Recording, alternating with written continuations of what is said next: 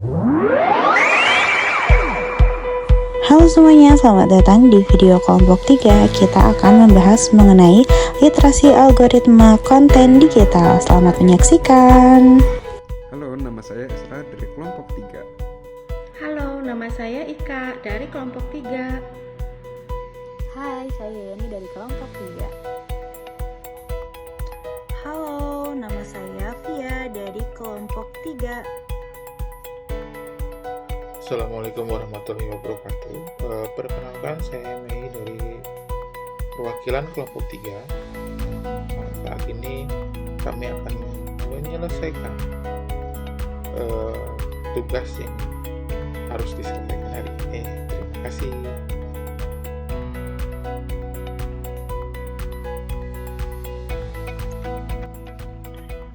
Selamat malam semuanya. Kami akan mengerjakan lembar kerja 2.1, yaitu tentang bagaimana untuk menyelesaikan data yang awalnya beragam menjadi data yang sesuai dengan apa yang diminta. Pertama, ini di aktivitas 1, datanya dalam berbagai macam jenis ya. Pertama, ini data tentang keadaan di jalan, yaitu traffic perjalanan. Pertama, data dari kolom data ini, salah satu yang pertama adalah dari waktu keberangkatan, terus jarak di sini satuannya tidak seragam, masih macam-macam. Ada yang meter, ada yang sentimeter, ada yang sentimeter. Berikutnya di waktu tempuh juga ini datanya masih sangat beragam karena datanya menggunakan satuannya menit dan detik.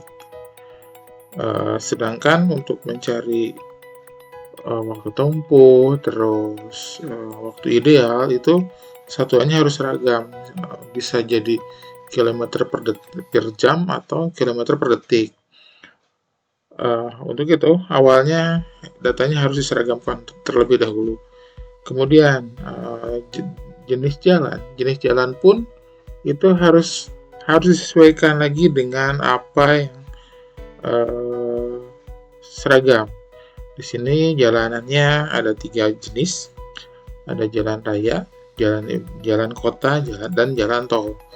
Kemudian kondisi lalu lintas ini juga harus di sort dulu, ya, bisa dengan alpha ascending atau descending. Terus cuaca itu juga harus kita urutkan terlebih dahulu untuk mendapatkan data yang ideal, karena kalau hanya dengan begini saja itu akan sulit ya. Kalau ukuran datanya kalau jumlah data yang diolahnya masih sedikit sih masih gampang. Tapi kalau datanya sudah lebih dari data yang kita olah hari ini, itu akan repot. Apalagi kalau datanya lebih dari 50 ke atas, bahkan sampai ribuan. Kalau kita olahnya satu-satu itu akan sulit. Maka dari itu harus diolah dulu datanya, didekomposisi terlebih dahulu biar datanya bisa tersusun sesuai dengan dari yang mudah, kemudian menengah, dan sulit. Itu harus disusun terlebih dahulu. Untuk itu nanti di aktivitas 2 akan kita bedah lebih lanjut. Di aktivitas pertama ini data mentahnya, di aktivitas 2, 3, dan 4 itu merupakan data yang sudah diolah dan menjadikan data jadi. Untuk itu mari kita beralih ke aktivitas 2. Terima kasih.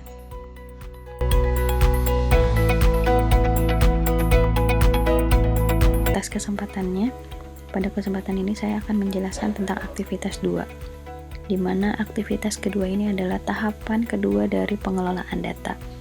Kalau tadi tahap pertama atau aktivitas pertama itu adalah pengumpulan data, untuk aktivitas kedua ini adalah pembersihan data.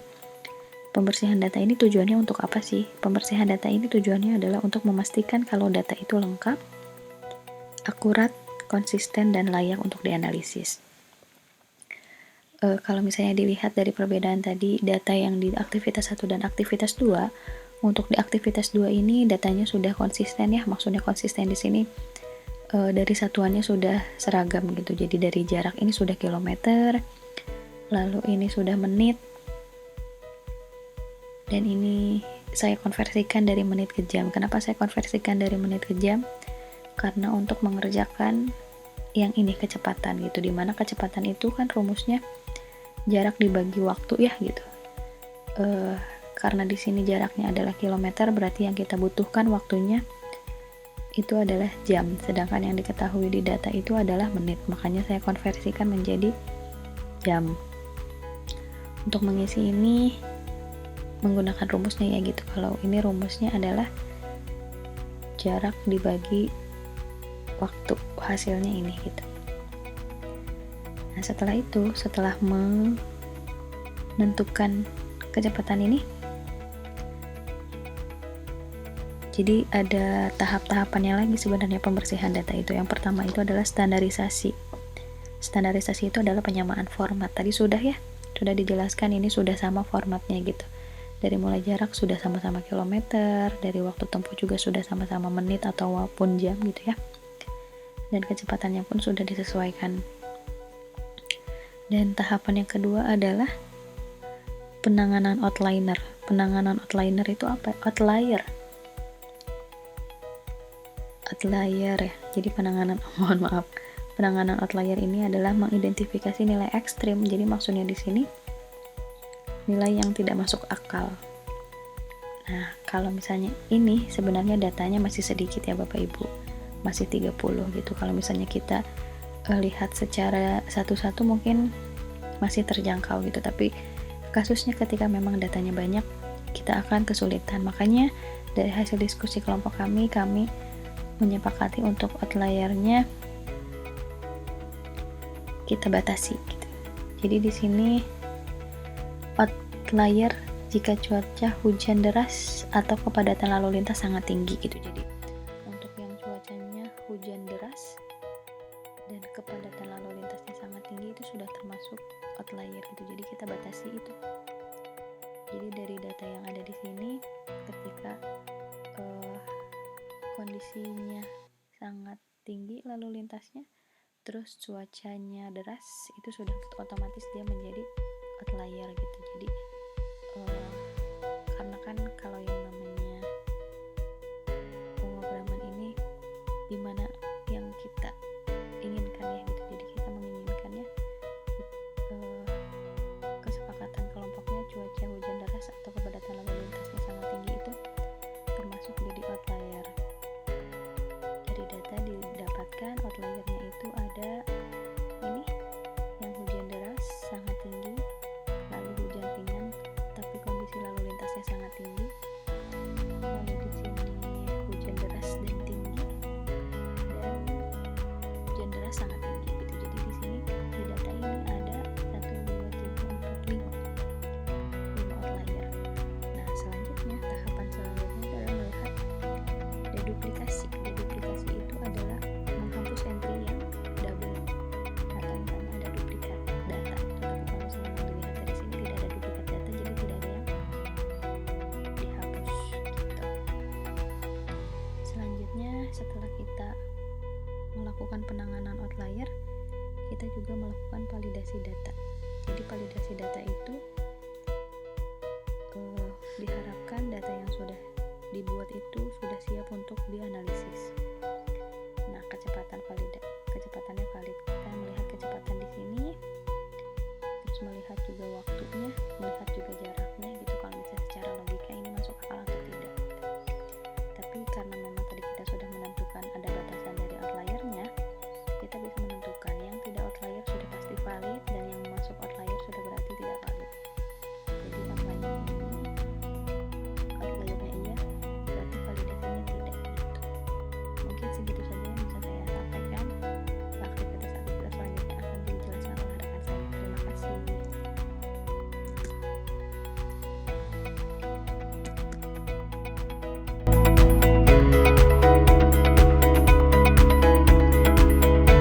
Nah, sekarang saya akan masuk ke dalam lembar aktivitas 3.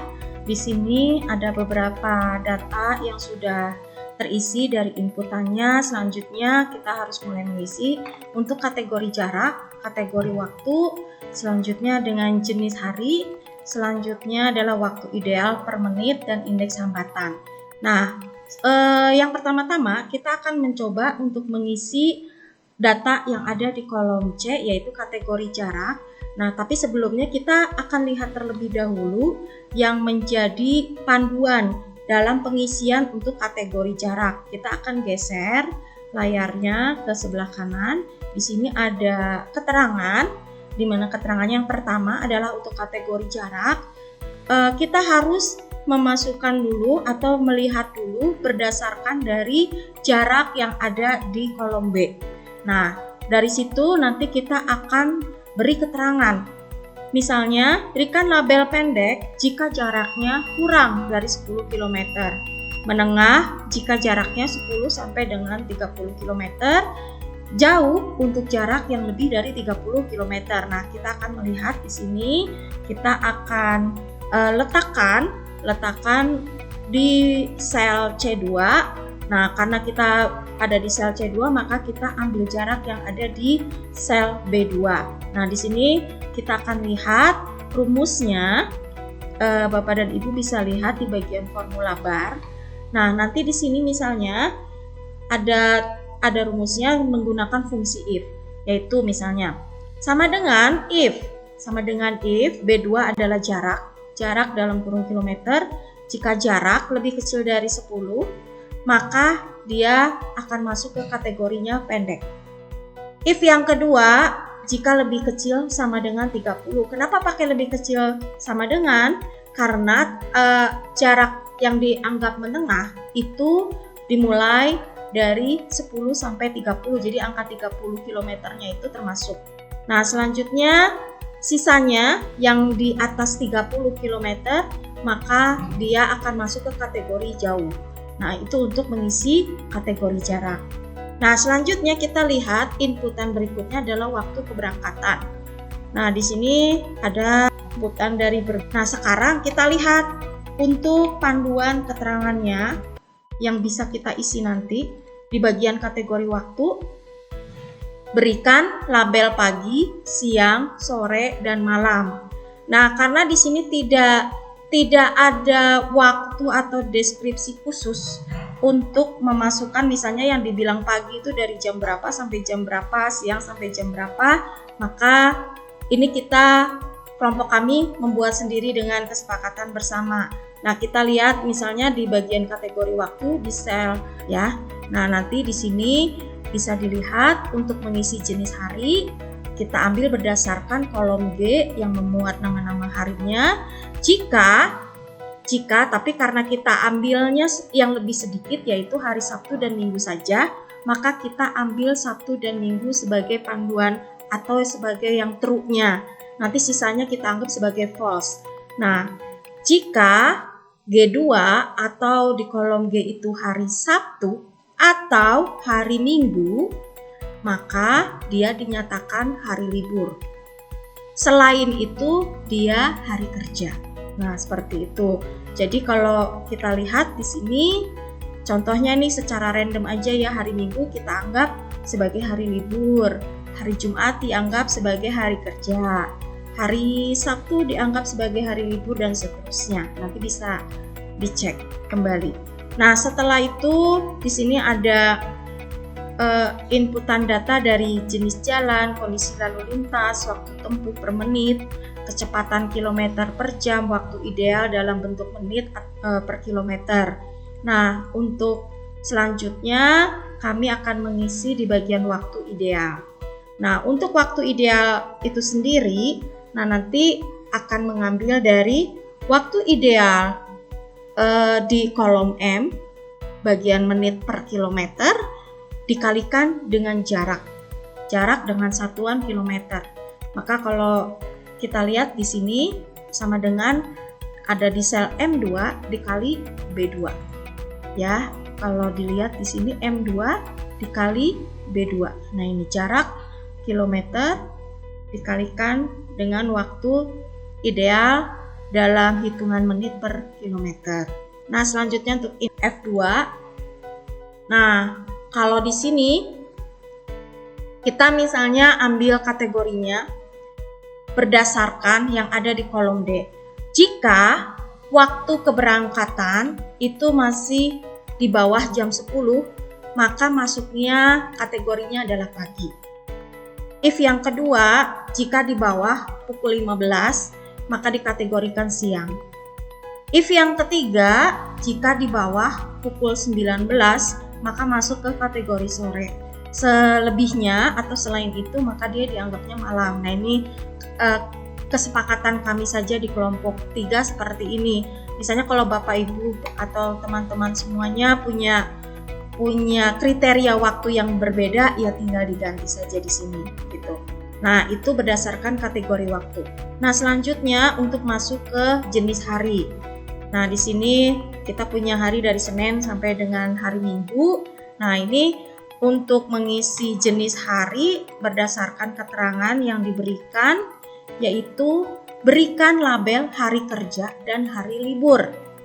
Nah, kami memutuskan di sini hari yang dibilang hari kerja itu sudah pasti ada di hari Senin sampai Jumat.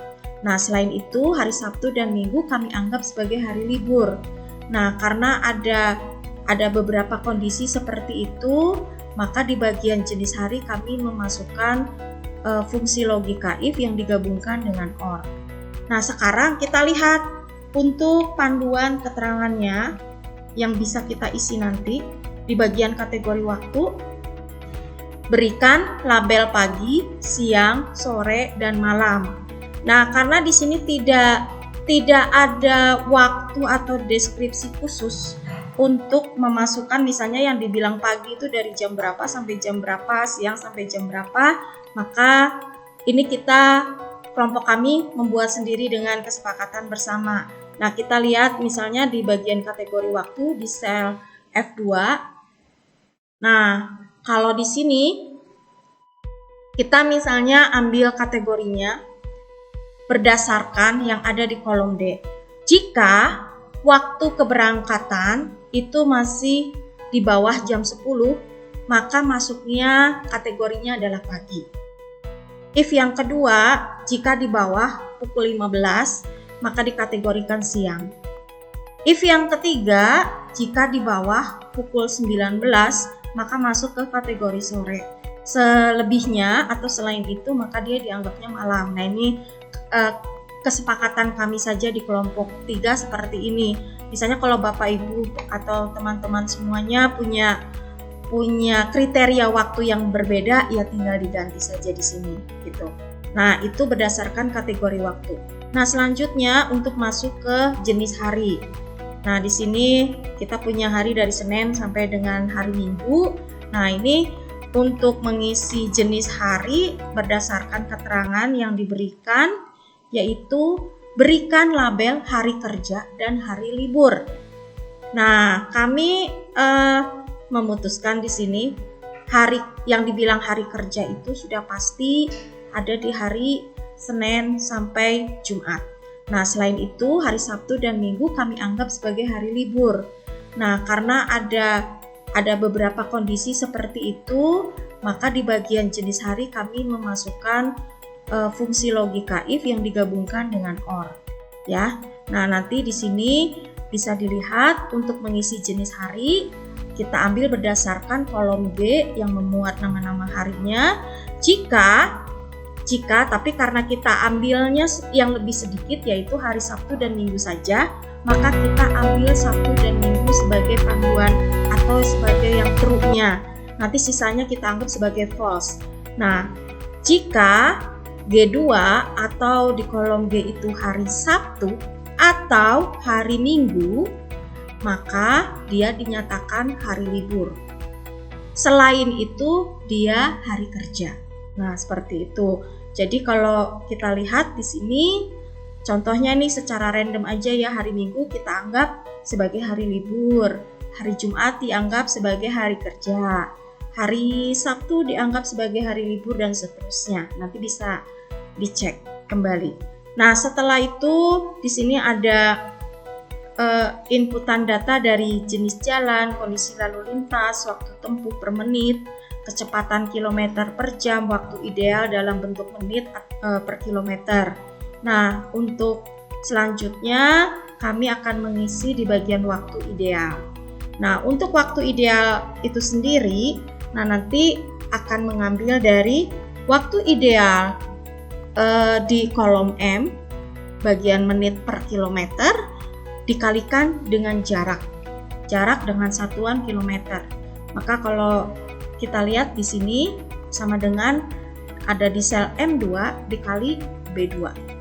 Ya, kalau dilihat di sini M2 dikali B2. Nah, ini jarak kilometer dikalikan dengan waktu ideal dalam hitungan menit per kilometer. Nah, selanjutnya untuk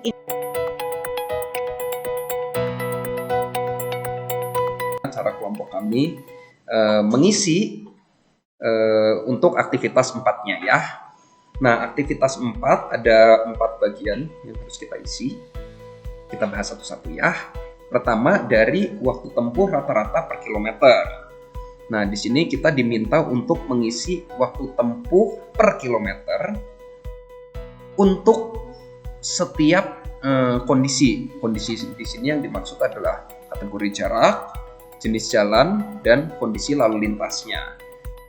Tetapi kemudian di sini saya rasa karena di sini kita sudah menghitung waktu tempuh per kilometer, di sini kita sudah memperhitungkan jarak sehingga kategori jarak menjadi tidak relevan. Karena di sini sudah diperhitungkan jaraknya pendek, panjang sudah dihitung di sini. Nah, sehingga di sini kita akan hanya fokus pada jenis jalan dan kondisi lalu lintas. Nah, untuk mendapatkan angka-angkanya, kita merujuk pada aktivitas yang memiliki data jenis jalan dan kondisi lalu lintas. Maka kita merujuk pada aktivitas 2 yang memiliki jenis jalan dan kondisi lalu lintas. Oke, di sini sudah ada jenis jalan dan kondisi lalu lintas. Kemudian yang ingin kita cari itu adalah waktu tempuh dibagi kilometer. Kilometer itu jarak ya. Nah, jadi di sini saya tambahkan satu kolom yang saya kasih judul waktu dibagi jarak.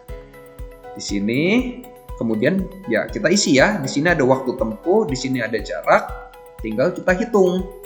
Waktu tempuh dibagi jarak berarti E2 dibagi D2. Dapatlah hasilnya di sini. Nah, kemudian kita copy ke bawah ya. Jadi setiap waktu tempuh dibagi jaraknya. Nah, kemudian setelah kita dapat data waktu tempuh dan jarak untuk semua data kita 30 poin, kita golongkan berdasarkan jenis jalan dan kondisi lalu lintasnya. Supaya mudah, kita lakukan filter. Sehingga di sini berkumpul ya. Jalan kota berkumpul, kemudian di antara jalan-jalan kota ini kondisi lalu lintasnya rendah, sangat tinggi, sedang, tinggi, berkumpul. Nah, bagaimana cara melakukan filternya? Di sini kita pakai fitur sort and filter. Sehingga nanti di bagian atas ini ada tanda panah, di sini kita bisa urutkan. Nah, setelah diurutkan, jadi kita mudah melihatnya. Di sini kita lihat nih, oh jalan kota, kondisi lalu lintas rendah. Kita punya 2 data. Nah, karena ada 2, kita lakukan perata-rataan. Ya, di sini saya melakukan perata-rataan di kolom N. Nih ya, average, F2 sampai F3. Nih, 2 data ini kita rata-ratakan. Kemudian jalan kota untuk kondisi lalu lintas sangat tinggi, ada 3. Maka kita lakukan perata-rataan di sini. Maka di sini jadi F4 sampai F6, ada 3 data di sini kita rata-ratakan. Ya, dan seterusnya untuk setiap jenis jalan dan kondisi lalu lintasnya. Kalau sudah angka-angka ini tinggal kita pindahkan satu persatu ke aktivitas 4. Selesai untuk tabel yang pertama. Untuk tabel yang kedua, deviasi standar waktu tempuh. Di sini kita diminta untuk mencari deviasi standar waktu berdasarkan kategori jarak dan jenis jalan. Maka di sini kita akan merujuk ke aktivitas yang memiliki data kategori jarak dan jenis jalan dan memiliki data waktu tempuh. Kita akan merujuk pada aktivitas 3. Nah, di sini di aktivitas 3 kita punya kategori jarak, kemudian kita punya jenis jalan, kemudian kita punya waktu tempuh. Prinsipnya sama seperti tabel yang pertama. Untuk tabel yang kedua ini langkahnya mirip. Pertama kita lakukan sorting dulu. Karena waktu tempuhnya sudah ada, jadi kita tidak perlu melakukan penghitungan lagi. Kita langsung lakukan sorting antara kategori jarak dan jenis jalan. Kemudian setelah berkelompok tinggal kita lakukan penghitungan standar deviasi. Di sini jenis jalannya jalan kota, ada yang kategori jaraknya menengah, ada yang kategori jaraknya pendek. Untuk kategori jarak menengah, karena datanya hanya ada 1, maka standar deviasinya tidak bisa dihitung ya, karena hanya 1 data, jadi otomatis kita masukkan nilainya 0. Kemudian untuk jalan kota, kategori jarak pendek, ada banyak ya tadi ya, yang jalan kota, kategori jarak pendeknya dari baris 3 sampai baris 10. Maka waktu tempuh baris 3 sampai baris 10 ini kita bukan rata-ratakan ya, kita standar deviasikan. Nah, di sini bisa dilihat formulanya. Standar deviasi sampel K3 sampai K10. Begitu. Nah, kemudian untuk jalan raya kategorinya cuma 1 ya. Jalan raya kategorinya hanya menengah. Sama, kita lakukan standar deviasi. Ini kita lakukan standar deviasi. Ini formulanya. Dari K11 sampai K21. Dan seterusnya kita lakukan hal yang sama untuk kategori jalan tol, untuk jarak menengah, dan jalan tol untuk jarak panjang atau jauh. Nah, kalau udah, kita tinggal pindahkan kelima nilai ini ke dalam tabel di aktivitas 4. Selesai. Berikutnya, yang ketiga, nah ini lebih simpel lagi. Kita diminta menghitung kecepatan rata-rata per kategori jalan. Nah, jadi di sini kategori jalan, kemudian kecepatan rata-rata. Di sini kita kita rujuk aktivitas yang memiliki data jenis jalan dan kecepatan rata-rata. Di sini saya menggunakan aktivitas 2. Aktivitas 2 kita punya jenis jalan, kemudian kita punya kecepatan kecepatan di kolom K. Sama ya, kita sorting. Nih, jalan kota dari G2 sampai G10. Jalan kota kecepatannya tinggal kita lakukan rata-rataan di kolom O ini. Ya, kemudian untuk jalan raya kita lakukan rata-rataan dengan cara yang serupa seperti 2 tabel tadi. Kemudian untuk jalan tol kita lakukan rata-rataan. Ya, tinggal hasilnya ini 3 untuk jalan kota, jalan raya, dan jalan tol. Kemudian tinggal kita pindahkan ke sini nilainya. Ya, dapatlah. Lalu yang terakhir untuk indeks hambatan. Rata-rata indeks hambatan untuk berbagai kondisi lalu lintas. Kita merujuk aktivitas yang memiliki data indeks hambatan. Tadi di aktivitas 3 ya, ada indeks hambatan. Sama, kita lakukan sortir berdasarkan kondisi lalu lintas. Nah, ini kebetulan kondisi lalu lintasnya mana ya tadi? Kondisi lalu lintasnya kita sortir. Nah, ini rendah, sangat tinggi, sedang, kemudian tinggi. Nah, untuk yang rendah berarti dari baris 2 sampai baris 7, indeks hambatannya kita rata-ratakan di sini ya, di kolom P saya buat. Kemudian untuk kondisi lalu lintas sangat tinggi dari baris 8 sampai baris 11, di sini rata-rataannya dari baris 8 sampai baris 11. Dan seterusnya, jadi kita punya 4 data. Nah, ini ya, 4, 1, 2, 3, 4. Untuk kondisi lalu lintas rendah, sedang, tinggi, dan sangat tinggi. Tinggal kita pindahkan angkanya ke sini. 1, 1,2, 1,6, 1,9. Ya, demikianlah cara mengisi aktivitas nomor 4. Sekian dari saya, berikut.